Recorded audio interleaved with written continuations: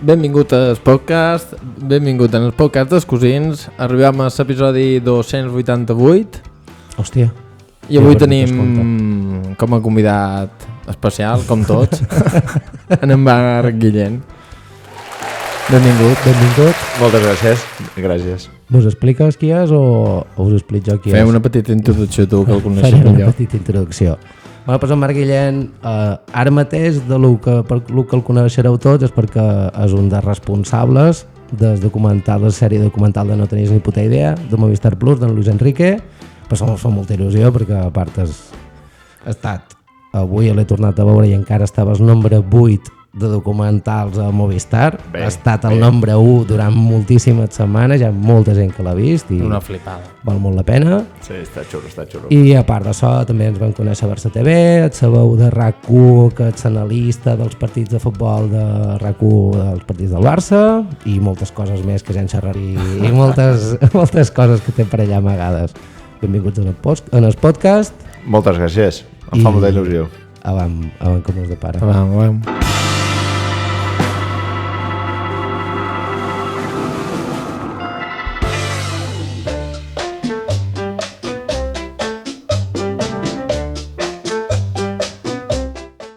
Començarem un poc xerrant del documental que han dit. Bastant. Perfecte, tot el que vulgueu. Que és una flipada per començar. Des del primer fins al darrer segon, flipes. La veritat és que sí, que ha estat molt xulo, n'estem molt orgullosos, hem tingut molta sort, que també ens l'hem treballat, però hem tingut molta sort de poder estar molt de temps amb el Luis Enrique. I la veritat és que sí, que estem molt contents de com ha sortit, de tot el material que hi ha i sobretot el que estem més orgullosos és que va haver-hi un moment, el que hagi vist una mica el documental, és un documental que gairebé algú ha dit que és gairebé un monòleg, perquè està només Luis Enrique, sí. Pràcticament no hi ha entrevistats i en els documentals normalment hi ha molts entrevistats. I clar, era una por, quan tu estàs fent ho fas i ho veus moltes i moltes vegades i arriba un punt que ja perd certa gràcia, dius, ja no sé si és interessant això que estic veient o no ho és, però i llavors doncs una de les pors que tens és que si només parla una persona al final es farà avorrit i llavors dius, home, doncs això tu saps bé, no? Ritme, que parli un, que parli l'altre, que anem aquí, que anem allà i dius, home, doncs ens van dir, hauria d'haver entrevistats aquí, hauríeu de parlar amb gent, jo què sé, el Pep Guardiola és molt amic seu, per què no parleu amb ell? I podíem, però si tenim el Luis Enrique, o sigui, per què hem de tenir Pep Guardiola parlant de Luis Enrique? Sí, ja tinc el Luis Enrique, si ho pots veure, no? I jo crec que el que estem més orgullosos és que no és que Luis Enrique o algú altre ens expliqui com és ell, sinó que ho veus. Això és l'excepcional, per anar tirant enrere. Sí que no sorgeix la idea, sinó que teniu una conversa amb ell un dia de fer algun projecte o alguna cosa. Això quan comença, com arrenca tot el... Això, jo estic treballant a la productora, Zoom Sport Films, i hem de buscar-nos la vida i buscar temes, i llavors doncs vas pensant, i em dedico a això del món de l'esport i del periodisme, i llavors doncs vas pensant, i si anem a aquest club, si anem a l'altre, hem pensat moltes idees, n'has de pensar moltes, i moltes estàs a prop, algunes estàs ja molt lluny, de vegades es queda la primera conversa i en aquestes estem buscant i Luis Enrique doncs, juga en el Mundial de Qatar, ell fa tot allò del Twitch i ja és un personatge que ha sigut sempre interessant, a sobre té una història vital amb el tema de la seva filla i això, i el veus allà una mica desenfadat, sempre ha estat, però és una mica com jo ja estic de tornada de tot i tinc ganes de parlar i tinc ganes d'experimentar una mica amb la comunicació, perquè allò del Twitch va ser una mica sorprenent.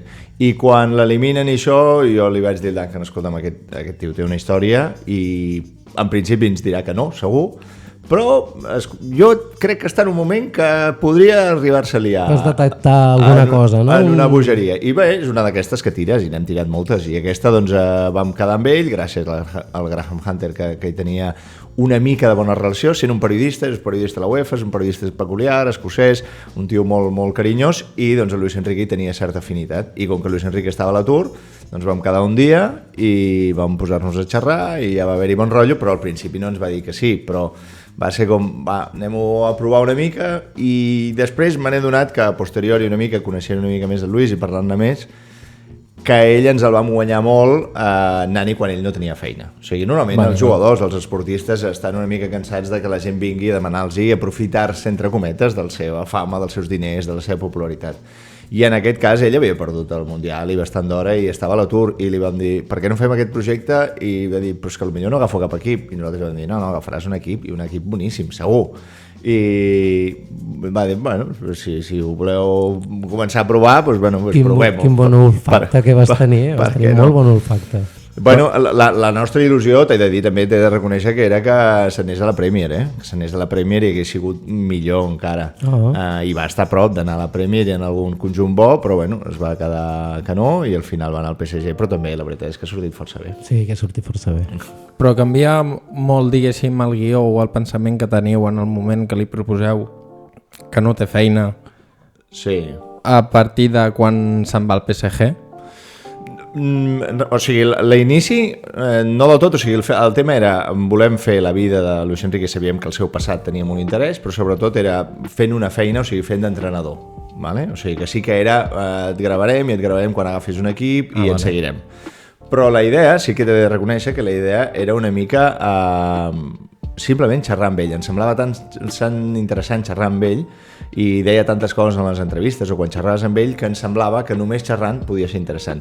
Agafàvem una mica la referència d'Escenes d'un matrimoni, l'heu vist? La sèrie? Sí. És brutal i només estan en un sofà gairebé, no? Gairebé estan en un sofà simplement xerrant. Exacte. I vam dir, hosti, doncs ens encanta aquesta sèrie, doncs potser ho podem fer un esportista, no? Amb Luis Enrique. Després va avançant la cosa i et vas adonant que potser alguna més, no? necessitarem més ritme i a poc el anem animant i si ens gravem aquí, si gravem allà, i si estem més estona i la cosa va anar evolucionant i al final tenim molt accés amb ell, cosa que no ens esperàvem ni li demanàvem al principi, al final és la gràcia, no? Un any de gravació va ser? Un any i mig, sí. Comença, la data del primer plano que veiem és 23 de juny, em sembla. Entenc que ja heu fet coses prèvies però que no es deu haver utilitzat gaire material, no? Exacte. I acaba bueno, li donen el títol de Lliga, diguéssim que acaba la temporada, i amb quant de material us moveu per deixar-ho en aproximadament 2 hores? Són els 3 capítols, si arriba, no? Sí, no arriba exacte, no deu arribar exacte a les 2 hores, doncs teníem 100 hores de gravació. 100 hores. 100 hores, Wow. sí. I haver-ho d'anar filtrant doncs, a poc i anar descartant coses i coses. Clar, també quan sobregraves amb l'actualitat nosaltres teníem moltes coses a la fase de grups, que després quan hi ha el Barça, quan arriba a les semifinals, quan passa tot el que passa, dius, has de dir, mira, tot allò que teníem coses xules a la fase de grups, has de dir, bueno, doncs això ho tirem a la brossa i tirem, perquè també, evidentment que hi havia la temptació de fer més capítols i fer-ho més llarg, però crec que una de les gràcies és que justament tothom, o la majoria de gent, et diu s'ha fet curt, millor que es faci curt que no pas que es faci llarg, que normalment els documentals esportius, i jo que en soc un consumidor, tendeixen a fer-se una mica llargs. Sí que és cert. I la relació que teniu amb la directiva del PSG a nivell de gravació, llibertat i tot això, van ser molt estrictes? Ho haguessin sigut si els haguessin preguntat, però la gràcia va ser que no els hi vam preguntar perquè ens vam colar una mica per la porta del darrere, o sigui, com que vam entrar amb Luis Enrique ens va dir al principi, també ens ho va dir, ens va dir, escolta'm, jo no puc entrar, jo quan agafi un club, jo no et puc garantitzar que puguis venir amb mi, o sigui, jo no ho sé, a mi m'agafaran com a entrenador, jo no vull el primer dia ja anar amb una càmera enganxada a sobre, diu, no és el meu rotllo, no m'agrada, sóc una persona que tendeixo a ser privada i en principi jo això no t'ho garantitzo i ja veurem com va. Cap problema, si no ja gravarem a casa teva, no hi ha problema. Al final, doncs ho va preguntar un dia el director esportiu va dir, sí, que entrin al despatx, cap problema. I un dia ens van portar bé, doncs un altre dia i al final doncs vas gravant i els de premsa ens miraven una mica i deien, aquests tios què foten aquí? Però clar, quan ja vas al costat del capo, doncs... Tot el dia. Vas fent i llavors va ser acabar, quan vam acabar els hi vam demanar permís i llavors va ser quan ens vam haver de posar d'acord, però mentre Luis Enrique anés bé, doncs clar, evidentment a Luis Enrique li anava bé que això sortís, al club li anava bé i al final doncs és d'aquelles coses que dius, hem d'arribar, ens hem d'entendre, no? Ens hem d'entendre i ens vam entendre. I a l'hora de gravar una cosa així, allà hi ha molta pressió. Tu vas notant, a mesura que va passant la temporada, que evidentment ja a la prèvia aquesta de la Champions, que deu ser cap allà al desembre, que és l'últim partit per eliminar-se o no, tu notes la pressió, però jo entenc que vosaltres estan amb el jefe al costat, bueno, el jefe és el que porta tota la tralla a sobre. Heu tirat molt d'instint de quan entrar, quan sortir, o realment hi ha hagut algun moment on han hagut de dir-te fins aquí? I allà han posat els límits? Hem tirat molt d'instint i jo crec que portem molt de temps amb això, ja comencem a saber fins a quin punt pots forçar i quin no. Va haver alguna vegada, i és una de les gràcies de Luis Enrique, que et diu les coses tal qual les sent, i llavors doncs, sempre va ser una mica el pacte de dir, escolta, quan no vulguis no, i ja em diràs que no, i va haver-hi algun moment que vam patir de dir, hosti, li estic preguntant això i potser m'engegarà la merda, em fotrà un moc. I sempre li vaig dir, ens estem passant, Luis. No, el dia que et passis t'ho diré. T'ho diré, clar. I ja està, hi va haver un parell de vegades que ens va dir que no, d'anar-hi, però en principi sí, sempre va ser que sí. Nosaltres també sabíem triar una mica... Sí. El tema és si teníeu l'instint, si veu notar que ho estàveu fent bé, que veies quan sí, quan no. Tu tens molta experiència en això també. Sí, però també va haver alguns moments que, clar, tu has d'intentar forçar, perquè, clar, l'has de forçar de vegades a situacions que amb ell no li venen molt de gust. A ell l'has de forçar? A Luis Enrique l'has de forçar? Sí. Perquè té carrete, però carrete, eh? Sí. Però bé, la veritat és que va ser molt més plàcid del que podia semblar. Evidentment va haver-hi moments que ens va dir que no volia. O sigui, per exemple, una de les coses que no vam aconseguir va ser quan ell acaba un partit acompanyar-lo. Ell que és un tio superenèrgic, visceral, etc. Quan acaba el partit diu que està absolutament mort. O sigui, ja la roda de premsa postpartit ja està molt defallit i quan se'n va cap a casa està totalment xuclat d'energia. I jo el volia acompanyar, volia anar-hi, però això, per exemple, això va ser impossible, no va ser possible. Però sí que, per exemple, doncs, abans de l'última semifinal, aquell matí poder estar a casa seva, això tampoc no va ser el més fàcil, però... És el dia que queda fònic, no? Sí. Jo en homenatge a ell avui m'he trencat una miqueta la veu perquè venies tu i parlàvem d'ell i he decidit. Però bé, després d'aquestes coses que després ell també es veu, no? És d'aquestes coses que fan mandra i després li agrada. Se li nota moltíssim l'energia com la té fora del lloc de tota la resta del documental, és cert, eh? Sí. I relació amb els jugadors? No, molt nul·la gairebé, o sigui, nosaltres en relació gens, perquè tot allò que veus, les xerrades aquelles que veus al vestidor, no estem gravant nosaltres, és l'única cosa que no gravem nosaltres, això es gravaven ells mateixos, o sigui, això es gravava Luis Enrique. I entrenaments i sales prèvies de reunions, sí? O tot era material de PSG? Entrenaments també era material del PSG, l'únic que nosaltres li demanàvem és que es posés un micro. Llavors nosaltres li posàvem el micro, però la càmera era la del club. Després et passaven el material ja filtrat per escollir el que volguessis. I aquí el que sí que hi ha és que això hi ha petites trampetes audiovisuals, que és que hi ha moltes vegades que tu escoltes l'àudio i l'àudio és original, però la imatge no és la que tu estàs... Un moment. Vols dir que el PSG vos ha passat el moment que el Luis Enrique diu lo d'en Dembélé i Escono? Això tenim nosaltres l'àudio i ells ens han passat imatges. Segurament la imatge que quadra o que tu ara veus no és aquella. Però la frase és aquella i és la important. Poner un cono donde está Ousmane. Jo aquesta t'he de reconèixer, aquí ara que estem en intimitat, que jo pensava que aquesta ens el censuraven, jo pensava que aquesta no passaria amb el tall. Però per posar això, algú de l'equip ho va posar en tipus rencorito, en plan, no m'agradava el Dembélé. No, perquè al final no passa res. Té molta gràcia. Al final, sincerament, i jo crec que és una de les gràcies d'aquest documental i espero que serveixi perquè tot aquest món de l'esport entenguin que no passa res. No passa res. I dona molta normalitat. Ja està, si és que tots ens fem qualsevol tu que has estat en qualsevol que hagi estat en un equip de futbol de qualsevol nivell, aquestes bromes es fan. I la gràcia és que els de l'elit també se les fan i ja està. No, sí, jo tinc 3 ídols en plan humor, que és l'Andreu Buenafuente, el Broncano i el seu germà Bassó, el Dembélé. Són clavats. Perquè el Dembélé i el Broncano, l'única diferència... Quan veiem els partits del Barça, en plan, juga el Broncano, no, jo què? Hòstia, el Broncano, cago en la puta. Que aquest noi és un xiste andante. Ja. I ara que no el tenim, l'enyoro pels moments divertits, còmics. Ara és molt professional, tot massa ordenat, tot massa previsible. Sí, és un geni incomprès, però bé, Luis Enrique li agrada molt també. És tremendo.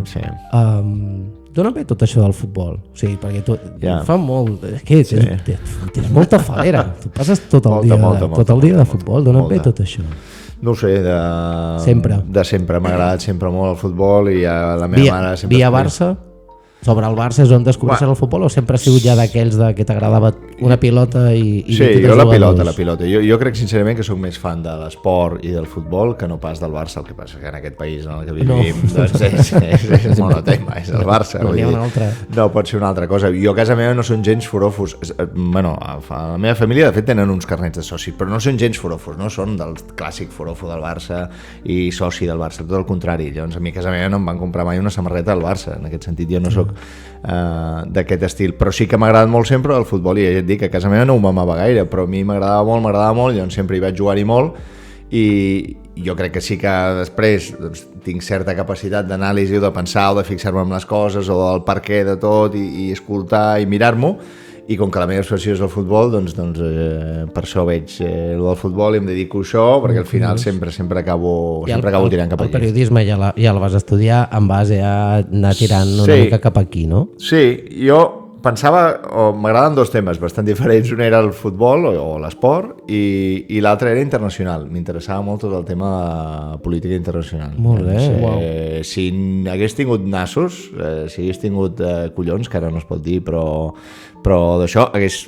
fot tirants cap aquí i ser corresponsal, perquè al final ser internacional és ser corresponsal. El somni.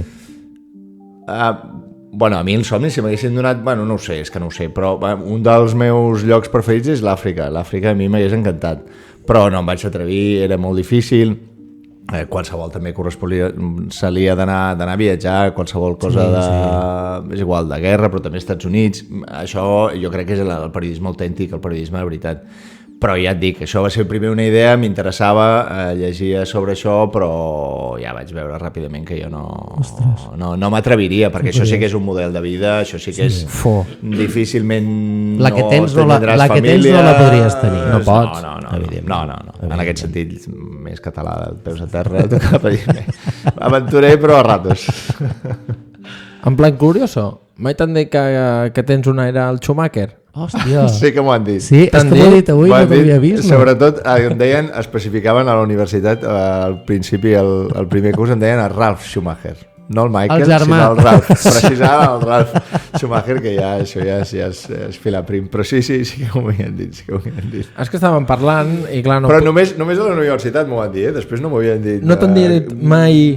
Gairebé mai, no. Hòstia. No. Pues sí que tens un aire però fora, Veus? Una de les grans frases d'aquestes virals que s'han fet és quan el tio es fot a fer exercici i et diu, crec que ets tu, no sé qui hi ha de vosaltres, diu, soy un poc absorbente. Sí. Acabaves esgotat també de vegades de les gravacions? Molt. Aquell dia va ser una passada, segurament serà el millor record que tinc, perquè vam anar-hi un dia exacte, això només anàvem a gravar el sorteig, és el dia que hi ha el sorteig dels quarts de final, devia ser, sí, que està a casa seva, que li troca el Barça. Exacte. Sí, estarem al psicòleg i exacte. És aquell dia estarem tot el dia amb ell, no tenia la família per allà, no entrenaven, i llavors va dir, doncs veniu a casa, i bueno, doncs el vam agafar de bones, ja teníem bon rotllo plegats, i ens vam estar tot el dia gravant amb ell. I de fet semblen 2 dies diferents perquè li fem canviar de samarreta i ho separem una mica, però al final és el mateix dia, exprimim una mica el material. I llavors, aquell dia, per exemple, jo me'n recordo sortir i dir-li al Duncan, al director, Duncan, sé que el que tenim és boníssim, dic, ara no tinc ni idea del que tenim, o sigui, no me'n recordo de res perquè m'ha estat xerrant. Tota l'estona, el Luis Enrique, quan estava amb energia, no em va de xerrar i explicar-te coses. I fer exercici. I llavors, exacte, anar fent exercici. I tu, a sobre, és molt esgotador perquè ell et xupa l'energia, perquè en té molta, però per sobre perquè quan estàs fent allà de productor és com, he de seguir la conversa, he de ser relativament simpàtic i donar-te joc, però a sobre estic pensant en què hem de gravar.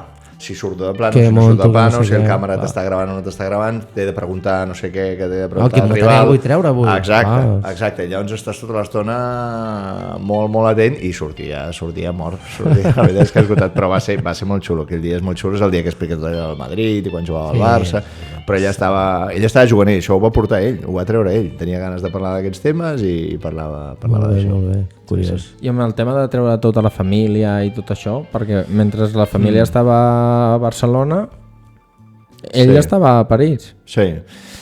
això va ser a poc, també li vam picar una mica la curiositat, perquè això, per entrar en nous actors, perquè no fos només Luis Enrique, i perquè per ell també la família és molt important, doncs així vam aconseguir, de fet, no sé si primera vegada quasi ens ho va dir ell, i potser si la família hi va ser com, hòstia, a vegades em convides, vull dir, m'interessa moltíssim.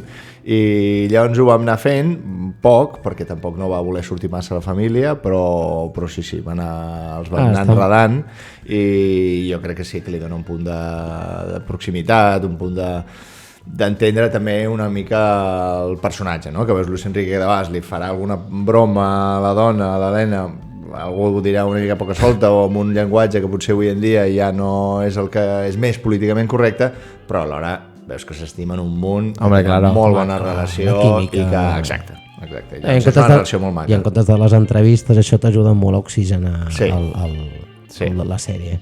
Sempre que acaba a casa o ell d'allò, després d'alguna trameta de futbol, ha pres la família com que no és un documental de futbol, és que en realitat no és un documental de futbol. Aquesta era una mica la intenció. Per mi els resultats i la poca cosa que va sortint del que va passant durant la temporada és una informació pel que et deia abans, per veure quin nivell de pressió hi ha, per veure realment com és Luis Enrique quan va amb el cotxe i tireu tots els talls de ràdio, de televisions, que estan rajant i premse tot, a part muntatges molt dinàmics. Clar, tu allà t'hi poses a dir que el futbol és igual, això ja ha passat, és que vestien a casa, 2 dies fets pols després de la derrota del Barça, uau, i el veus allà el tio, bueno, és la feina, la muerte és todo lo que no sea la muerte ho puc portar, dius... Aquí vas notant això, y la familia, y cómo me agobian y me llaman, y no sé, oye, si me vas a llamar para agobiarme no sé qué, no me llames, este es tu problema, a la dona, a la lligueta, que me llaman para agobiarme, tu, hòstia, pobret. Bueno, ja passa això que des de fora sempre ho pateixes més que quan estàs a dins, i sí, en aquest sentit però veus molt el patiment de la família i com ho porten tots encara més fort que ell, perquè com ells no poden fer res, la pressió aquesta és tremendo. Vosaltres no entràveu, no? Dins el timing de 30 minuts a moure, a fer exercici. No, per sort amb això no hi vam entrar. Això va ser una setmana també, Això és una de les altres obsessions que té Luis Enrique, el tema de la salut. Ja des que ell jugava, feia gimnàs, que ell ho explica molt, diu, a la meva època ningú feia gimnàs, i jo sí que el feia, i llavors a ell li interessa molt tot aquest tema de la salut i llegeix molt sobre llibres i alimentacions i de tot. I llavors en un d'aquests llibres, doncs segur que heu sentit algun cop que ens hauríem d'anar movent cada X temps, que no hem d'estar sempre asseguts. Doncs en un d'aquests llibres, que aquest justament és un que m'havia llegit jo, deia que cada 30 minuts hauries de moure tots els grups musculars. I ell ho prova, ell prova coses, experimenta, de vegades prova una cosa, prova una altra. Sí, el del grounding, d'allò... I el que li funciona ho manté, i el que no, doncs ho deixa estar. I això ho va estar provant una setmana, nosaltres com a mínim vam veure que durant una setmana ho va estar provant. Després ja no ho ha fet tant, o com a mínim no ho fa cada 30 minuts, no ho ha seguit. Ens fa molta gràcia com l'staff l'intenta seguir. No sé si és perquè esteu gravant i pensen no anem a deixar el jefe sol, però n'hi ha un que està amb una bola que a la que en fa 3 fa està aquí, tu. Que quede mal. Que lo graven solo ja. Sí, perquè de primeres el veus de venga va, 30 minuts, però a la tercera ja diu ja prova amb la broma. Però la veritat és que és un I el psicòleg no es mou. El psicòleg no passa, el psicòleg passa, sí. Però és una de les coses que et demostra una mica lo genuí que ell ha estat amb tot això i que s'ha mostrat tal qual és i que no... mai ha estat pendent del que diran, perquè si estiguessis pendent del que diran no fa res. No cal fer-ho. No dius que les dijiste a los de la Roma que se podían meter 4 cornetos por el culo pero en casa, perquè això no ho dius davant d'una hòstia. Sí, exacte, però això mateix i als 30 minuts dius, home, doncs avui no cal fer-ho, ja ho farem un altre dia. Mola molt. Bueno, parlant de l'exercici, m'han dit que m'han demanat que et pregunti si ell estava obsessionat amb que tingués bigues a casa seva per poder penjar tot el que penjava. Diu, aquest home quan devia entrar a casa devia mirar allà al sostre. Si no hi vigues ni me l'ensenyis ja, perquè necessita penjar-ho. No ho crec, no crec que fins a tant punt, però si no haguessin hagut bigues se les hagués posat, i si no un altre utensili. És un gimnàs d'alt rendiment allò, és una passada. Sí. Bueno, això sí que és veritat que l'exercici forma part de la seva vida, ho necessita i cada dia doncs, fa exercici d'un tipus o d'un altre. No, sí, és envejable, I per no saltar i així anem a una coseta, només vull parar un partit que és el del Barça, que és l'eliminatòria amb el Barça i cau a quarts. Tu quan veus el sorteig dius aquest documental cada cop és millor. és una sort, és en plan, això és un rema tot cap a favor meu, i durant l'eliminatòria tu tens en algun moment el cor dividit de dir, si passa el PSG el documental té tralla, però si passa el Barça, ostres, ha passat el Barça, al final jo estic a RAC1 també. Jo això ho vaig passar molt malament. Sí, veritat. Ho vaig passar molt malament perquè, clar, jo estava treballant per RAC1 i en la narració, i jo estem fent una narració que intentem ser imparcials en els comentaris, però està clar que és per un públic de culer, i per tant estem jugant al costat del culer. I jo he de reconèixer que en aquella eliminatòria preferia que passés el PSG, és que minava la feina. O sigui, en aquell moment no teníem el projecte venut, el anàvem fent i sabíem que s'acabaria venent millor o pitjor, però no el teníem del tot venut, i llavors necessitàvem que el PSG anés bé. Si anava malament, doncs podies veure molt afectat el documental. I llavors nosaltres, jo en aquell moment he de reconèixer que sí, que preferia que passés el PSG. I allà amb els nervis, però alhora també et senties molt malament, perquè sobretot a més l'eliminatòria de tornada a Montjuïc, tots els meus companys, tothom, tota l'afició, són la meva afició, si són la meva família. Que jo vaig acabar de genolls davant la tele. Clar, però si la meva família, els meus amics, i jo mateix, els meus fills, no sé què, no, el Barça. I tu pensant, ja, bueno, sí, però l'any que ve, d'acord, aquest any quan he pensat la pregunta m'he posat molt a la teva pell. I he entès que com a mínim hauries tingut una contradicció allà. I aquell dia de feina, tu estaves treballant per RAC1, però també devies estar pendent de que la producció estava al mateix estadi.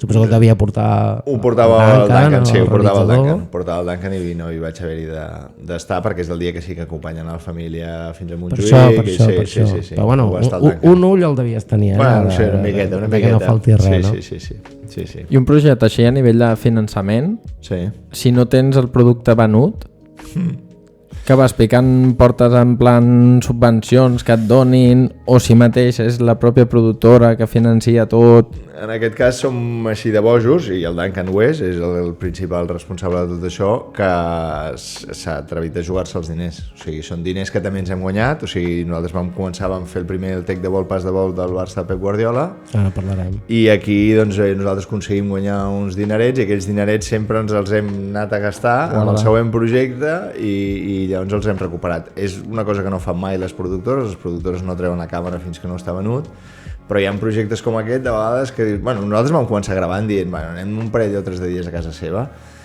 quan acabava el Mundial, i això ho vendrem abans d'hora, vull dir, ho vendrem abans de començar, però vas gravant i tothom et va dient que sí, que molt interessant, però espera, i aquestes coses de vegades són lentes, i el mercat ara mateix està una mica saturat, i no ens l'han comprat fins que ja s'acabava una mica al final, perquè també depèn molt el preu que et donen d'això.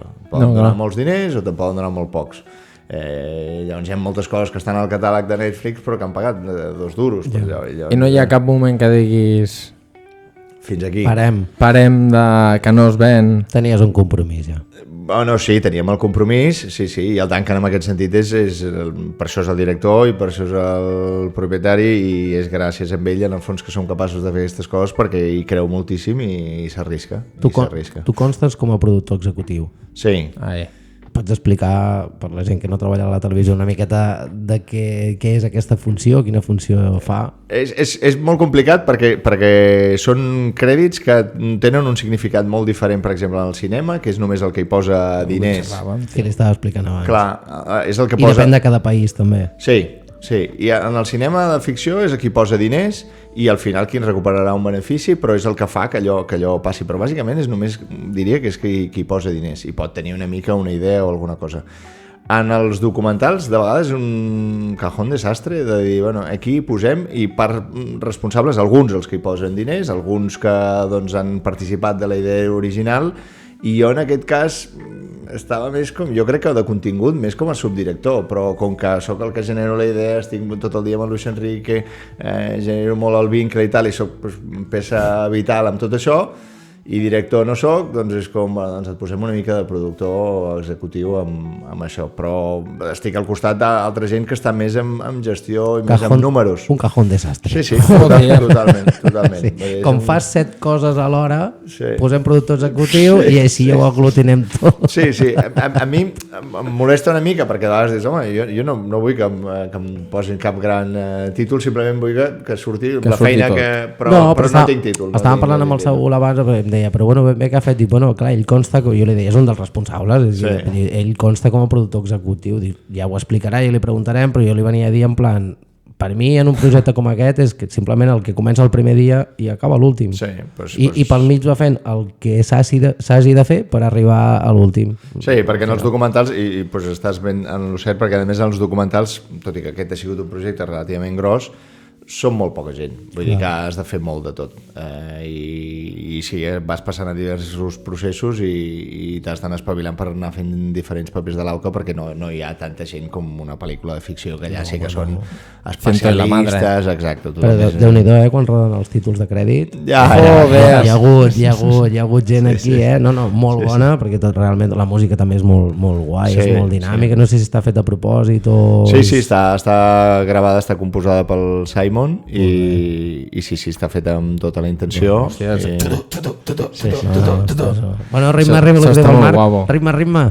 Allà tenen pensats 2 o 3 o 4 temes que tenen composats, però va tancar els músics 3 hores i els anava fent fer els mateixos temes, però més ràpid, més lent, una improvisació, una d'allò, i llavors tens tot aquell banc de música. Llavors no va passar el muntatge a música, sinó la música amb diferents tempos perquè el muntador decidís a quin ritme li volia donar. Exacte. Llavors vas ajustant una miqueta i ja posem ara aquest, ara posem l'altre, i una mica acabes fent la màgia final perquè no tens el temps de tenir tot el vídeo i llavors ho passem a música i posem la música, que seria l'ideal, sí. O sigui, vam fer fantasia i després de la fantasia...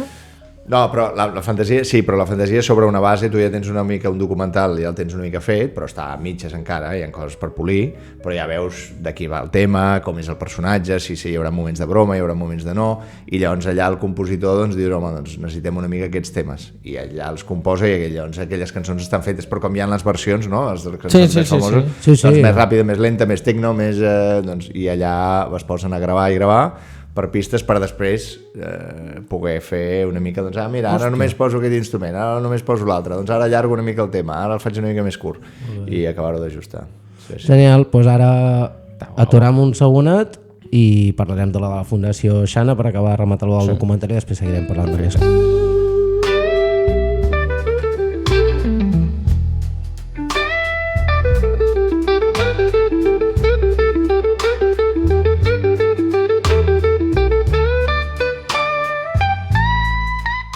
Olé!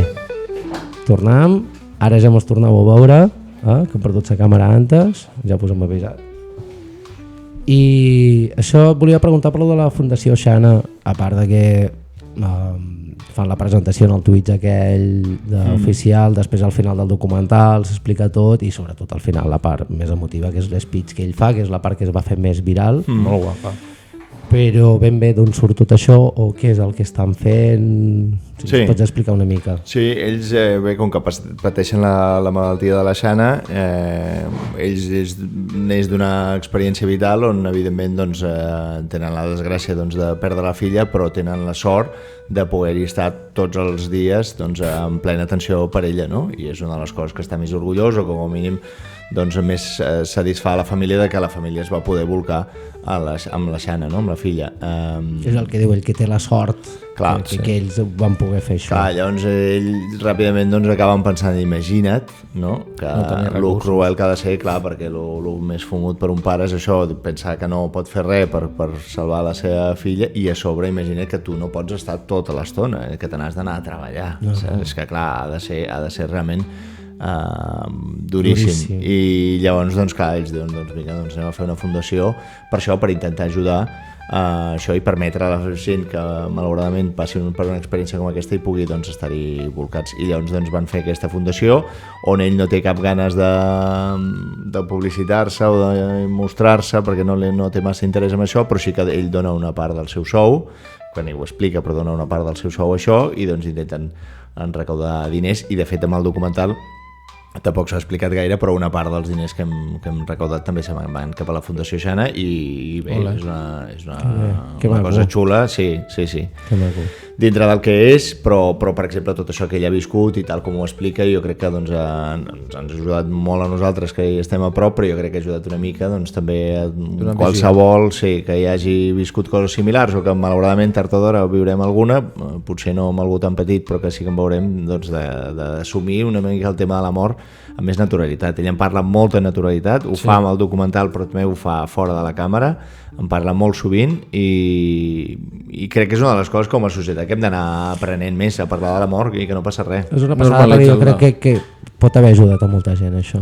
Perquè si hi ha gent que ha passat un trauma, una cosa així, pot ajudar a tenir una persona que encara que és el que dius tu, els veus allà i que semblen que viuen en una bombolla i que són diferents a nosaltres, són com nosaltres, i si l'espitz que fa al final i com t'explica les coses com són i com explica lo de la seva mare, que no tenia fotografies, i com ell li fa entendre això, jo crec que hi ha gent que pot haver-ho patit o tenir-ho prop i dir, ostres, pues, hi ha una altra manera de prendre les coses, hi ha un punt de vista diferent, i com tot el que fa aquest home és superenèrgic, superalegre, superpositiu, i em sembla que aquest missatge està brillant per acabar, i em sembla que és el que més t'emportes del documental, és això de dir, té raó, és que t'omple d'energia, el veus i t'omple d'energia, acabes i dius, m'he de menjar el món, dura 5 minuts, però aquells 5 minuts et pots menjar el món. Sí, no, és veritat. És superguai. El tema de la Xana ho introduïu vosaltres, és el Luis Enrique que us diu si podeu introduir... No, va sortint d'una manera natural. Ell, com dic, en parla molt sovint de la Xana, i ja de fet a la segona entrevista ens parla d'aquest tema,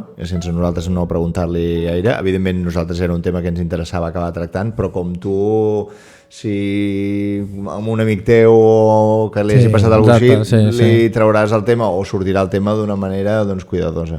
I doncs així va acabar sortint, i al final, a l'última entrevista, doncs surt també de forma força natural, perquè al cap de 4 dies ens anem a fer-lo de la Fundació Xana, i llavors ell ja li hem explicat i volem fer això, i ell ja vol que surti la Fundació Xana, per tant comencem a parlar de la Fundació Xana i acabem parlant de la Xana, i és que no va costar gaire estirar-lo de la llengua, perquè ell està encantat de parlar-ne, té moltes ganes de parlar-ne.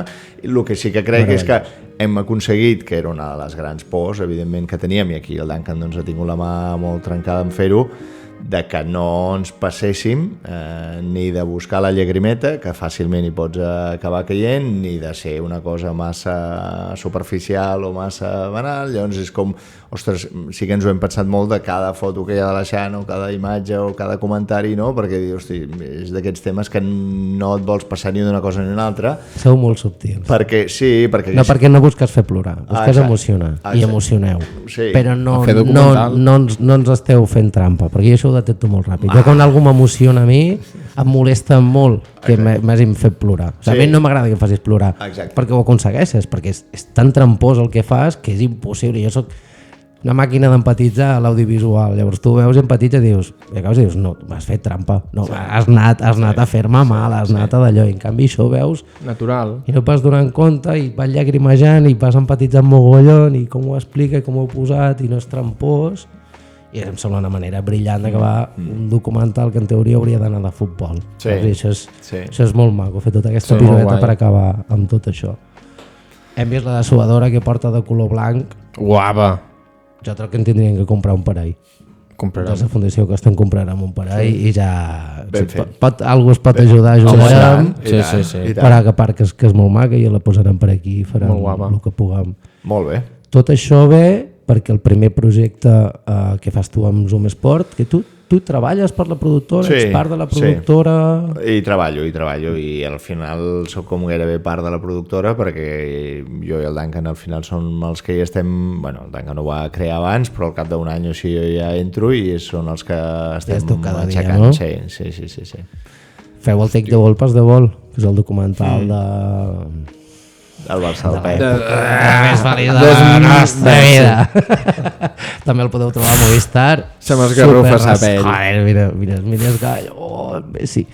El podeu veure a Movistar si no l'heu vist, i si l'heu vist el podeu tornar a recordar, encara que comencen a anar bé les coses una altra vegada, està bé recordar.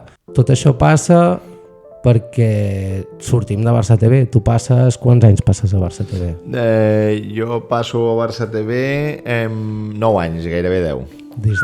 Des del 2006, entro el 2006 poc abans de que es guanyi la Champions de París i acabo amb la Champions de Luis Enrique, justament, en 2015. Just abans de que la guanyessin? No han guanyat cap més des que s'ha anat ell. És veritat. No han guanyat cap més. Sí. Què tal l'experiència? A Barça TV, molt bona. Jo vaig tenir una experiència brutal, va ser la meva primera feina dintre del periodisme. Amb el primer equip? Exacte, al principi començo un futbol base, fent de productor. Molt David Caravent. Sí, en un programa que feia de l'habitació als miralls, d'entrevistes. És veritat. Va ser la meva primera feina amb el David Caravent i faig una mica de futbol base i llavors començo amb el primer equip, a seguir el primer equip, quan comença el senyor Pep Guardiola, amb la qual cosa és que, clar, més sort no es pot tenir. Meravellós. I llavors, doncs, clar, ens ho vam passar... Iniestazo, Stamford Bridge... Sí, allà estava encara al camp, perquè després, al cap d'un temps, ja deixaré de viatjar, però sí, Iniestazo, mira, Iniestazo estava a la graderia, que en aquell moment no estàvem treballant, perquè sí que fèiem les rodes de premsa, les prèvies i això, però durant el partit no hi podia estar fent comentaris, i estava en el fons com a públic, i tenia al costat el Marc Roses, que estava allà com a convidat, tampoc estava treballant, i no ens coneixíem i vam acabar abraçats. Home, no. Com t'haguessis abraçat a qualsevol persona que hagis tingut al costat amb una samarreta del Barça, no?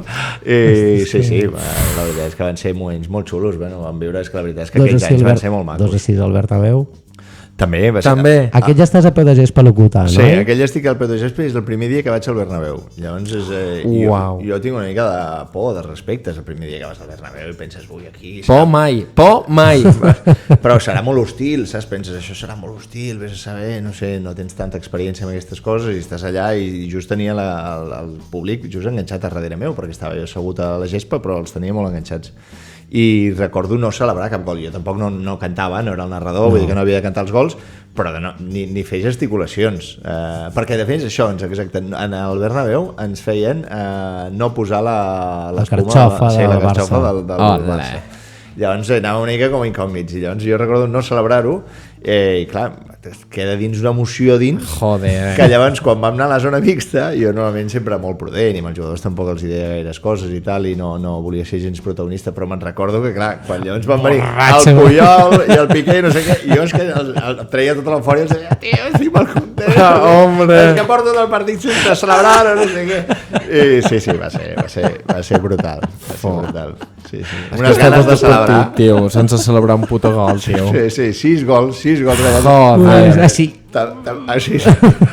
Però bé, clar, evidentment una experiència inolvidable. Acabes cansadíssim de viatjar, fet temporades amb... Sí.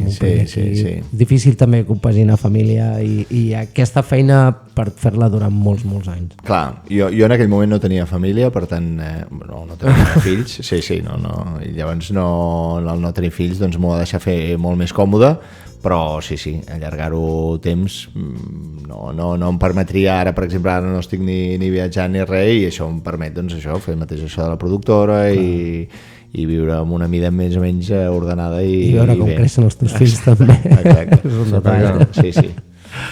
I amb el Barça vas tenir més relació amb els jugadors? No especialment, perquè avui en dia els jugadors estan molt apartats, estan molt a la seva i encara a 2006 ja era així? Sí. No s'ha anat bunkeritzant cada cop més? Segurament, cada vegada segurament ho és més. En aquell moment sí que viatjàvem de vegades i coincidíem en alguns avions i a les jardineres i bé, amb ell sí que hi tenia més o menys bons rotllos, va haver de vegades a càmera algunes entrevistes i sí que hi havia simplement una proximitat, però tampoc cap tipus de relació. O sigui, si he tingut una mica de relació ha sigut després ja, quan ja després deixen un cop retirats, no? Exacte, un cop retirats, llavors doncs amb el Xavi t'hi pots, perquè hi fas entrevistes pel Tec de Vol, Pas de Vol, i doncs ja t'hi entens una mica i et passa el telèfon i pots xerrar una mica. Jo crec que tornem a el que has dit al principi, de que quan ja som fora, com no tothom vol estar constantment buscant algú d'ells, és on pots crear una relació més normal. Que si necessites és perquè realment vols algú d'ells, Exacte. que tenen i... No, però alhora és veritat que també, vull dir, quan si els demanaves alguna cosa i sobretot els enganxaves una mica soles, vull dir, eren una mica, tots eren molt macos, jo que sé, vam tenir un projecte amb el meu germà d'anar a Senegal, bueno, una cosa, una història, i al Keita sabíem que anava a Senegal i li vam demanar, hosti, ens podries fer un vídeo, una cosa així molt domèstica, i em va dir, sí, cap problema, i vam estar xerrant, vull dir, són gent maca, gent normal, sí, absolutament, és com però quan estan en grup i quan estan allà amb tota la premsa i tal, doncs com que no hi acabes fent. I el més important de tot això, ets entrevistat en Messi? Sí. Diverses vegades. Sí, mira, una de les experiències també molt xules és la primera vegada que li donen la pilota d'or, anem amb Barça TV a cobrir-ho, i vam entrar en el jet privat de Messi. En sèrio? Sí.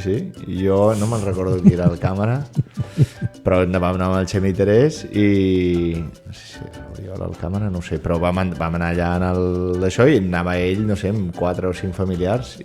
Amb l'Antonella? No estava amb l'Antonella encara, era molt jove, o sigui, estava, no viatjava, no, tenia un parell de germans, els pares, no sé si o el pare segur. El pare segur, sí, el pare, jo crec que la mare no hi devia ser. És el dels Topos? No, els dels Topos, l'americana de Topos és ja tercera. No, això és més tard, no, al principi res, al principi l'americana clàssica i gran pels costats, no? De fet, em sembla, ara no fa gaire el Saperes, em sembla, allà un dia em va recuperar el vídeo que està penjat per la xarxa i li preguntava alguna com bueno, tornaràs a guanyar un altre, no tardaràs gaire, no? Guanyar algun altre o alguna cosa així i clar, després la quantitat de pilotes d'or que va arribar a guanyar. No? Tinc dos anècdotes de Barça TV que m'han demanat que et pregunti, una és de la Sílvia Selma, que va recordar ell feia, igual que fa ara, feia l'anàlisi tàctic de l'equip, de què feia el Barça i el rival i no sé què. Es veu que va haver un moment que un dels entrenadors del Guardiola de l'equip se'l va trobar pel passadís i li va dir no afinis tant, no cal explicar-ho. Tampoc t'estàs apropant massa a coses que no haurien de sortir. Sí, això és veritat que m'ho va dir el Manel Estiarte un dia, m'ho va dir. Però per vocació, perquè teniu informació... No. A ella li sortia, ell ho explicava com... De natural? Sí, el que faig ara una mica RAC1 ho feia a Barça TV i llavors intentaven mostrar les imatges i llavors el tema és que ells a dins del vestidor tenien posada Barça TV, perquè ells tenien algunes càmeres, televisions i això, i potser tenien algun altre canal, però doncs sempre estava posat Barça TV. I quan fèiem el postpartit doncs ensenyàvem imatges i explicaves algunes de les jugades que havies fet. I llavors segur que no va passar. Si arriba a ser una cosa important. Però és l'anècdota. Sí, però em va dir allò, tu, vigila, no t'expliquis tantes coses, no sé què. Jo vaig intentar explicar tot el que vaig poder, evidentment, perquè era la meva vocació i el meu sentit. Fantàstic, però si ho veus... Un 10% menys, tampoc passarà res, que t'escoltaran igual. No, però jo vaig seguir. I l'altre és del nostre amic, el Xavier Rocamora, que m'ha dit alguna així com preguntar-te que què tal quan fèieu les connexions amb l'Edgar, que què tal era estar a intentar el plató seriós i d'una manera normal, i ja que eres l'únic que eres capaç d'intentar aguantar la compostura, que era molt dur. Molt dur perquè l'Edgar realment té atacs de riure enormes i contagiosos. I no pot parar, L'altre dia justament va sortir aquesta conversa amb la meva mare que parlava que ella de jove tenia aquests atacs de riure i no podia parar. Dic, mira, jo he conegut l'Edgar que també no hi havia manera, i al principi era molt jovenet i ja li agafaven aquests atacs i pensava, Pipiolo, aquest nano, va, espavila, què fas aquí rient d'aquesta manera? I després va creixent i vaig veure que no era cap tipus de deixadesa o de broma, que era una cosa que realment que no podia controlar i que de fet intentava controlar i no podia. I el Xavi, que no era de tenir-los, però sí enganxava una mica, era molt professional el Xavi. És d'enganxar-se. Sí, el Xavi és molt professional i aconseguia mantenir les compostures la majoria de vegades, però jo recordo un cop o dos que els cabrons, els dos, no podien i que vaig aguantar jo. I tu intentant allà aguantar... Vaig aguantar jo la compostura, no sé què, parlant de què, mentre ells ja no podien més. Ja no podien més. Molt bé, doncs per rematar, pots posar escusins ja, anem a rematar. Hi ha una cosa que ens fa molta il·lusió, molta, que és el que més il·lusió ens fa del món, que és que tens un bar. Sí, tens un bar? Ens agraden molt els bars. Sí. Ara anem al teu tema. Ara anàvem a les temes dels cosins. Ara t'has portat molt bé. Se t'has garrofat la pell o no? No, perquè opinem que la universitat de la vida és a un bar. Estic d'acord. Si jo que he tocat molt de bar des de l'adolescència fins a dia d'ahir... Et va molt bé, no? Aprens molt. Encara que no vulguis, el garito aquell t'ensenya molt de la vida. I això s'està perdent últimament. La gent no va... O sigui, la joventut... És molt difícil que es reuneixin al bar i estiguin allà tota la tarda. Clar, jo em picava de les 3 de la tarda a les 3 del matí al bar. Tu potser feies una mica massa, Potser feies una mica massa. Perquè era molt aplicat i m'agradava fer extras i tenir tot el temari clar. Perquè li van dir, això és la universitat de la vida, i li va dir, he d'agafar un mogollon de punts que després no aprovaré la carrera, no... Bueno, no, però en el fons estic molt d'acord. Jo com a mínim soc d'aquesta escola també. Jo vaig fer moltes campanes a la universitat, però a més, campanes... O sigui, la classe era bona, jo hi anava. Ahí està. Però és que hi havia molts professors que era... PowerPoint o el que sigui, passa... Llavors, tots aquests deies, ja aconseguiré els apunts d'algú i ja ho estudiarem, però... I sí que, digue-li bar, digue-li carrer, però jo crec que al carrer aprens molt, aquest tipus de relacions, d'espavilar-te, de ser viu en una conversa, conèixer gent, a no tenir vergonya, tot això després a la vida és molt important. Empatia també, perquè si t'acabes movent la cultura de bar, la idea és que al bar hi ha de tot, des del més gran fins al més veterano, fins al casat, al divorciat, al no sé què, al vidu, i si empatitzes una mica o coneixes una miqueta la parròquia, que sempre diu el Mauri que ell vol un bar de parroquianos, perquè li agrada el bar de parroquianos, a mi sempre m'ha estimulat molt això. És veritat que vas aprenent una miqueta de la vida de tothom i entens que i tot això et va ensenyar. Llavors avui en dia notem que falta cultura de bar a la gent jove. Suposo que és per qüestió de calés principalment, perquè és complicat d'allò, i és perquè es va tornant i perquè ja no prenen alcohol i perquè ja no volen prendre alcohol, ja no volen fer res, ja no volen prendre alcohol. Per què? Perquè ara es cuiden mogollon. Tots són fit. Tots, però... No. Sí. Tu rius, però... No, pot ser. Que sobre el paper i en la realitat segur que està molt, molt bé i és el que s'ha de fer, però que alhora van perdent, es perdent una cosa que existeix allà i que no cal anar mamat per anar a un bar. No, tu dius al carrer, nosaltres diem bar, tu dius al carrer, que és estar al carrer. Això falta. O sigui, bar viu, a Gràcia, jo hi he estat, molt xulo, bona música, molt guai. La música la cuidem. Un dia anirem o no? Un dia anirem com perquè el telefonin i diguin, hi ha dos paus aquí cridant molt fort que són amics teus i nosaltres per darrere bar! D'això són professionals, amb títol i sense. No seríeu els primers que he rebut informes de dir, hòstia, hi ha uns personatges aquí que demanen per tu, que diuen que són amics teus, però no. Pues l'has cagat ara l'has cagat, perquè gent que em diu això jo ja em considero amic teu i aniré pel carrer dient que ets amic meu. I tant, home, i tant, cap problema. Dissabte fa 2 dies, quan gravem aquest podcast, vam anar al concert homenatge al Centre Fontestat del Ja t'ho diré. Vam anar a la Mirona. Va morir el bateria l'any passat i vam fer un concert d'homenatge amb molts convidats i tal, i vam anar el Saúl i jo bastant tranquil, no? Joder. Allà vam arribar a les 7:30, gotet d'aigua... Jo pensava que havíem estat 2 hores i em diu, em vam passar 8. A les 5 del matí vam acabar, però... No vam parar de fer aigua. Vam acabar amb aigua. Tot el líquid que tenia jo a la mà tot el rato era blanc amb un trosset de llimona. I jo entenc que allò era aigua amb gel i llimona. Va estar bé i va passar l'estona... Va estar bé. L'endemà no va estar tan bé, però... Bueno, la veu aquesta no és que estigui constipat. Però sí, bravo per la cultura del bar, molt bé la Mirona, molt bé el concert l'altre dia. En el moment que estàs a un concert, que tu ets espectador, per lo que parlàvem, vam tratar aquell escenari que era un bar tan gran i t'apoderes tu del concert. Jo deia moltes gràcies a la gent per venir, com si jo ho hagués organitzat tot. Anava parlant amb la gent i dèiem, però no, perquè no sé qui, tu qui ets, no sé. I quan acaba deia, gràcies per venir. I dic, qui és? No ho sé. De què parlàveu? No ho sé. És que és el que dèiem, està molt bé la cultura bar, però potser no cal de principi i final. O sigui, jo crec que has d'estar una estona al bar. És el que s'hi dedica al bar, al que hi està tota l'estona. Si això és una universitat, nosaltres som molt aplicats. El tema és que cada curs repetim i mai acabem la carrera. Aquest ja és problema. No, i que el mateix dia fem teoria, pràctica, es màster i quasi doctorat. I per què mos frenam? Tu ets molt d'anar a concerts, t'agrada anar a concerts, t'agrada Sí, la música en viu.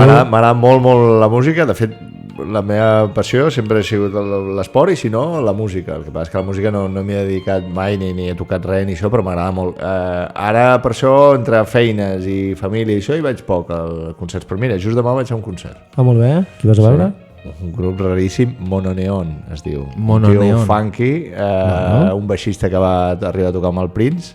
Sí, un tio que la veritat és que és bastant personatge. Fins fa poc no el coneixia, però el meu pare me'n va parlar i tal, i vam veure que venia al concert i anem amb el meu pare i amb el meu germà. Vull dir que és una cosa molt xula. Que guai, que xulo. Sí. Fas esport?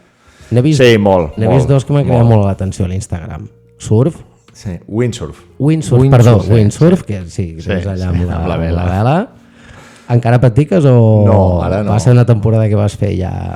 Sí, uns estius anàvem molt a Port de la Selva i al Port de la Selva allà hi ha una bahia que és que la tramuntana et porta cap a sorra, vull dir que en cas que tinguis problemes et porta cap a la sorra i allà es fa molt windsurf i a mi m'agrada tot tipus d'esport, és això, sempre m'he dedicat al futbol però si no m'agradaria molts altres esports i vaig començar així una mica, havia fet vela de petit una mica i ho vaig començar a provar i durant 3 o 4 anys vaig estar ja molt enganxat i ara no ho faig. I mira que he vist que a Vilassar de Mar ho podria fer però no conec massa gent i mira, ho he deixat una mica. Sí. Jo dues preguntes tornant a la Universitat de la Vida.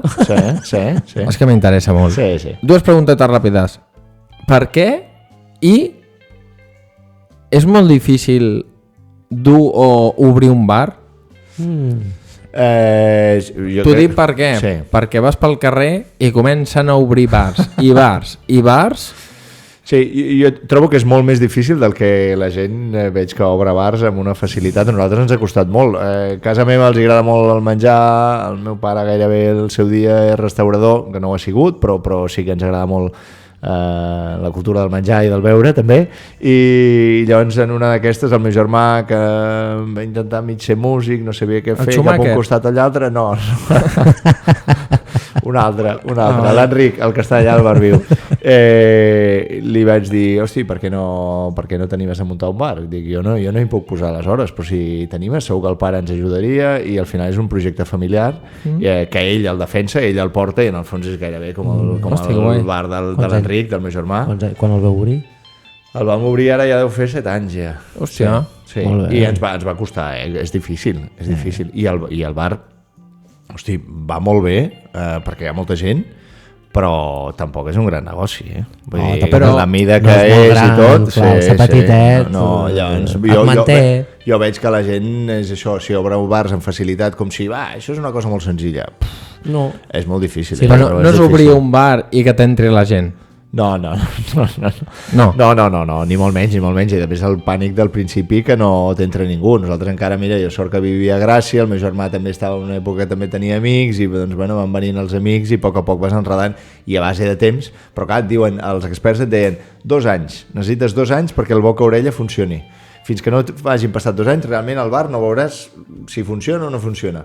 Aguantar 2 anys al principi és xungo. No és fàcil, i no és que el dia següent dels 2 anys tot comença a funcionar, i t'acaba funcionant moltes vegades si tu hi estàs, si tu o la teva família això t'hi fiques tot. I algú allà és l'única opció. Exacte. No existeix una altra opció que no siguis tu. Si comences a posar cambrers i tal, llavors l'has cagat. Oblida't de guanyar diners, vull dir, no en guanyaràs o pagaràs els sous i si no... Sí. Quantes mots se'n va, a Serrat et surt. Sí, total. Què jugues? Vòlei platja? Futbol i platja? Sí. Jo fa 3 anys i mig no havia tocat mai una pilota de vòlei i platja. I amb tema de la pandèmia, que no es podien fer gaires coses, ens vam anar a viure a Vilassar i tenia un excompany de futbol sala meu i què fas a la vida? Doncs faig de monitor vòlei platja. Vòlei platja, anar aquí i podríem venir un dia i ho proveu amb la dona, amb l'Anna i vam anar-ho a provar així com que diu, anem a fer balls de saló amb la dona, anem a fer, no sé, ens apuntem una activitat i fer una activitat els dijous. I vam començar a anar a vòlei platja pensant, ho vam retrasar. Al principi era com no hi anàvem. I al final hi vam anar un dia, ens vam començar a animar tots dos i jo ara sobretot estic obsessionat. Què dius? Estic obsessionat. Competició... Sí, competeixo, sí. Bueno, competeixo, aviam, a nivell... No, però... És una cosa tota molt amateur. Com anar a jugar a pàdel contra una parella que no coneixes de res, això és competir. Sí, però vaig allà fan uns entrenaments, hi ha un club a Premià de Dalt que fan uns entrenaments, 2 o 3 dies a la setmana vaig a un entrenament i faig una mica de gimnàs. Tot l'any? Sí. I vull dir, estic posant-hi totes les hores que que puc. Molt tranquil, molt relaxat, et fots un banyet després, una cerveseta i ja està, i fas universitat de la vida. Aquesta xapar bona. De fet, l'he agafat molt tard aquest esport, perquè a més és un esport que juga molt mixta, per exemple, i jo penso, hosti, això ho arribo a saber amb 18, amb 15 anys, no? Jo als meus fills petits els dic, aneu jugant. Jugueu a futbol, molt bé, però els estius jugueu a volei, que ja veuràs que ja m'agraireu. Un dia vindreu i direu, papa, gràcies. Home. I em mirareu i jo sabré per què m'ho esteu dient. Sí. Jo en tenc 2 per acabar només. Vam. Jo ja estic. Sí. Hi ha algun projecte que estiguis fent que puguis explicar o hi ha alguna cosa que tens ja en marxa? Ara estem acabant d'editar un del Girona de l'any passat. El Girona... Hòsties. Sí. Que tu tens un de l'any passat, tu vas tenir molta potra on vau acabar gravant. No potra, sinó tu. Us ho esperàveu o arrenca quan comencen els IB? O sigui, tinc relació amb el Pere... No sé si puc preguntar gaire del projecte. I tant. Jo tinc relació amb el Pere Guardiola mira, a través del Tec de Vol em va enviar un missatge, hosti, sí, és collonut, i vam anar fent una mica de relació i jo portava molt temps perseguint-lo, això que us deia, d'anar tirant fitxes i perseguint-lo amb el tema del Girona. I ja l'any anterior juguen contra el Barça, empaten al Camp Nou i ho fan molt bé i li dic, Pere, està arribant el moment, i l'any passat, doncs ja quan ja portaven 10 jornades li dic, Pere, tio, és que estem fent el préssec. Però ja hem arribat tard. Dic, no hem arribat tard, tranquil, ho fem i ja veuràs que quedarà. I sí, ens vam posar a gravar l'any passat i molt bé. O sigui, el projecte que tinguis per gravar, possiblement acabi molt bé, no? No, però ja... 1.000 euros a Biwin. No, per això t'ho dic. Tu quan estiguis amb el Barça un altre cop fent un documental, tu ens truques. 1.000 euros a Biwin, i apostem fort. Sí, hombre. No, molt bé. No, però aquí entenc que... Però tu, però la frase que has dit, tu ja vas veure guanyant allò, i tu tens olfacte per veure què passarà coses pels postos. Bueno. Està molt bé això. I l'última per mi és quina relació tens amb Menorca o amb les Illes Balears? Doncs molta, amb Menorca, sobretot d'infància en tinc molta. Ah, sí? Sí, perquè anàvem molts estius. Jo tenia uns cosins que tenien més o menys la mateixa edat i ells hi anaven sempre a l'estiu, tot el mes de vacances s'anaven a Menorca, a Fornells. A on? A Fornells. Hòstia. I llavors, no sé, cap als 12-13 anys, no sé, hi vaig començar a anar, m'hi van començar a convidar un parell de setmanetes o així, llavors els meus pares també venien i llavors va haver-hi molts estius, allò de vegades del primer petó, la primera cerveseta, el no sé què i tal, doncs moltes vegades a Menorca i a Fornells, o sigui, més mediterràniament... Més idíl·lic, més anuncio d'Estrella d'Am, impossible. Total, amb la qual hi tinc un record brutal. Després és veritat que quan ja, no sé, a partir dels 20 i pico, doncs ja no hi he anat gaire, hi he anat alguna vegada algun estiu. Els teus fills els has portat? Sí, els hi vaig portar, però eren molt petits. Ara, de fet, hauríem de tornar. Un dia torneu. I la veritat és que és molt especial. I si coincidim, agafem barqueta i la fem una miqueta per fora, que val molt la pena. Això seria l'hòstia. Tu avisa que si no hi és ell i soc jo, i si no hi som els dos, tu no pateixis, ja t'enviarem algú. Llavors això... Ara sí que som amics. Ara sí. Mira l'emoció. Pum! Ara que ja som amics... Ara ja pots venir les vegades que vulguis. Perfecte. És amic teu, Sí. A tu te la posa molt palote tenir contactes de famosetes. No, espera. Espera. Vale. En plan salseo. El contacte més famós que tinguis? Hòstia, no ho sé. Obama. No, el jugador de l'Atlètic de Madrid aquell. No ho sé. No, Messi no el tens. Futbolistes, no. Futbolistes tots retirats ja.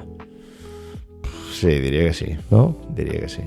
Sí, no. En Ronaldo Nazario que... De vegades em passen algun telèfon així una mica... Jo què sé, no sé si el tinc, però l'altre dia no sé si pensava en un d'aquests temes. Jürgen Klopp ara s'ha anat estarà com a director esportiu del Red Bull, del grup Red Bull i no sé què. I preguntaven per ell i no sé si em van passar el telèfon, però és igual, com que no el conec tampoc és com gairebé és com un telèfon que gairebé no val. Però quan te'l passes, jo què sé, imagina que passen el telèfon del Neymar i tu... Hola, Neymar! Sí, però no que queria un documental! No soc d'aquest tarannà, però sí, ho podríem arribar a fer. Bueno, acabes de veure el seu portuguès, que és perfecte. Si jo he parlat amb la gent, segons d'on siguin, actuo d'una forma o d'una altra. Però al final, és més que tenir contacte, has de tenir una mica de relació. O sigui, tot i que és això, el que em va passar el telèfon del... No sé si me'l va passar, però si no em va passar el del Jürgen Klopp, de vegades te'l poden passar. Però dius, però jo no el contactaré ara, el Jürgen Klopp. O sigui, l'has de contactar tu, que tu t'hi portes bé, i a tu t'escoltarà. A mi no m'escoltarà de res. Jo, si no em coneix de res... Sí que intentes aconseguir qualcú de parabol... Això sempre. Vale. Sí que la meva feina és molt allò de que qualsevol persona del món està separat per 5 persones. Sí. I és molt això, és el joc aquest de dir, ara això, Jürgen Klopp, vale, comença a pensar, aviam, qui podria estar a prop del Jürgen Klopp, qui estava al Liverpool, o qui pot estar a prop d'estar a prop, no? Exacte, llavors, i si li pregunto Mascherano. cada allò... Si coneix gent del Liverpool, llavors Mascherano coneix gent del Liverpool, igual coneix un jugador que ha estat en Klopp molts anys... Tal qual. Hòstia! Sí, el periodista preguntava al periodista, i tu qui coneixes? I aquest de qui és amic? I és amic d'algú? I amb qui s'hi porta bé? I sí, i anar buscant aquest... Picar pedra. Això és el que te dic. De la Dua Lipa no tens... No és el meu camp, però bé, estaria que comencem la música també. Bueno, la música, no? Sí, la música. Totalment. Tens que fer qualque imitació més, Baueta, Neymar... No me n'ha preparat cap d'imitació. Avui no? Pues ja mos podem anar despedint del convidat, que hem arribat a l'hora límit. O jo si no me poses la sona no... Vale, perdó, li tenc que posar la sintonia final perquè és molt professional. Jo soc molt professional com al bar, és que sempre al bar sempre fan el mateix. I perquè no juguem en això, perquè si no ens tornem bojos. No, jo no puc més les càmeres, micros, pujar, baixar. Vinga. No res, cosins i cosines, com una setmana més acabam en el podcast, agraïm de tot quan en Marc hagi vingut i passar l'estona amb nosaltres. Moltíssimes gràcies, de veritat, Marc. M'ha passat molt bé. I felicitats pel projecte, està molt bé que feu això, i més per la llengua i més per Menorca. Jo aconseguir un amic més. Perfecte. I ell un amic més en contacte. Jo una barca, acabo de construir una barca. Quan vulguis, ja ho saps. Moltíssimes gràcies. Gràcies per tot, ens veiem un altre dia. Saúl, moltes gràcies, ets el millor. Dissabte vaig ser 100 VIP. No, allò va... No. Balón de oro, te'l dono jo a tu per lo dissabte a la Mirona. És un espectacle. Gràcies, tio. Moltes gràcies. Recordeu que la vida és una puta merda. Però meravellós alhora. Vos estimem. Un besito.